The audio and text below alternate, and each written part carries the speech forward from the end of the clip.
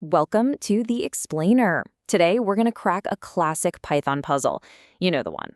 It looks like a bug, it feels like a bug, but it's actually something else entirely. It's the mystery of the unexpectedly changing list. So let's just dive right in with a scenario that I bet has hit almost every Python developer at some point. It's that moment where you find a list has changed when you know for a fact you never touched it. It's the kind of thing that can drive you crazy for hours. All right, let's look at the crime scene. This code seems so simple, right? Totally harmless. We've got a list called A, we make another variable B and set it equal to A. And here's the crucial part. We're only going to change B.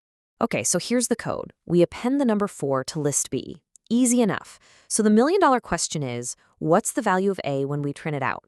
I mean, we didn't touch A, so it should be the same, shouldn't it? And boom, the output is 1, 2, 3, 4. Wait, what? We only changed B, so how on earth did A change to? And that is our mystery. To solve it, we need to dig into how Python variables actually work. And let me tell you, it's probably not what you've been taught. All right, clue number 1. This is a big one. We have to completely change how we think about what a variable is in Python. Seriously, this mental shift is the key to everything. You know, the biggest hurdle for most people is thinking of variables as little boxes that hold your data. I mean, it makes sense, but in Python, it's just wrong. That single idea is the source of all this confusion. So let's just throw that whole box idea in the trash. Okay, so what's a better way to think about it? Imagine a toy box. The actual data, like our list 1, 2, 3, is the toy box. It's a real object sitting in memory. The variable? It's just a label, like a sticker you slap on the side of the box. So when we write A equals 1, 2, 3, we're not stuffing that list inside a variable named A. Nope. What's really happening is Python creates the list object, that's our toy box, and then it just slaps a label that says A onto it. Now, this is the light bulb moment. When you write B equals A, Python does not make a copy of the toy box. It just grabs a new label, B, and sticks it right onto the same box. So now you have one object, but it has two different names pointing to it. This connection, this pointer from the label to the box, that has a name. It's called a reference. And here's the thing. In Python, variables don't store data. They store these references. And hey, don't just take my word for it. We can prove this with code. Python has this built-in function called ID that tells you the unique memory address of an object. And look, the ID for A and B is exactly the same. They are literally pointing to the same spot in memory. But if we create a new list, C, even with the same numbers, it gets a totally different ID. It's a separate toy box. Okay, so this whole labels, not boxes thing makes sense for our list mystery. But wait a minute, that raises a new question, right? If all variables are just labels, why don't numbers and strings act this weird? Yeah, I mean, if every single variable in Python is just a reference, a label, why does this spooky action at a distance only seem to happen with lists and not, say, with a plain old number? Well, that brings us to the twist in our story. The answer is mutability.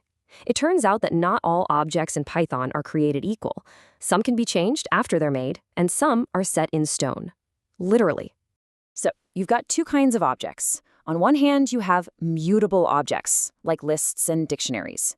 Think of these as a whiteboard. You can walk up to it and change what's written on it, right? On the other hand, you have immutable objects, like integers, strings, and tuples. These are like stone tablets. If you want to change what's written on one, well, you can't. You have to chisel a whole new tablet. Okay, let's bring it all home. We're going to do a side-by-side showdown, a mutable list versus an immutable integer. This will make everything click. All right, first let's look at the immutable case with integers. We set A to 5, and then we set B equal to A. So, just like before, we have two labels, A and B, both pointing to the same object, our stone tablet with the number 5 on it. But here's what happens when we do B equals B plus 10. Remember, that 5 object is a stone tablet. You can't change it. So Python has no choice but to create a brand new stone tablet with the number 15 on it. Then it just unsticks the B label from the 5 and resticks it onto the new 15. The A label? It never moved. It's still happily pointing at the original 5. Okay, now for the grand finale, the mutable list. We have A and B both pointing to our whiteboard list. When we call b.append3, Python doesn't create a new list. It doesn't have to. The list is a whiteboard, so it just walks over and adds a 3 to the end. And since both A and B are still stuck to that one whiteboard, they both see the change. And just like that, the mystery is solved. So now that we're all detectives who understand mutability, let's go use this knowledge to spot a really, really common bug out in the wild. This is a big one, the default argument bug. You see this all the time. Someone defines a function and uses an empty list as a default value. Here's the trap. That list object is created only once, the moment the function is defined. So every time you call that function without providing your own list, you're all sharing and modifying the exact same one. That's not usually what you want. So what's the fix? It's simple, really. The standard, correct way to do this is to set the default to none, which is immutable. Then, right inside your function, you just check. Hey, is my list none? If it is, you create a brand new empty list right then and there. This guarantees every single call to the function gets its own fresh, clean whiteboard. So let's wrap this up with the new mental model you should have. 1, variables are just labels. 2, the data lives in objects. 3, those labels point to objects with references. And the most important part, an object's mutability, can it change or not, is what dictates how your code behaves. That's the secret. Now that you get this, the whole labels versus boxes, mutable versus immutable thing, think about it. What other weird, impossible bugs you've seen in your code could this finally explain? This concept is a key that unlocks a ton about how Python really works.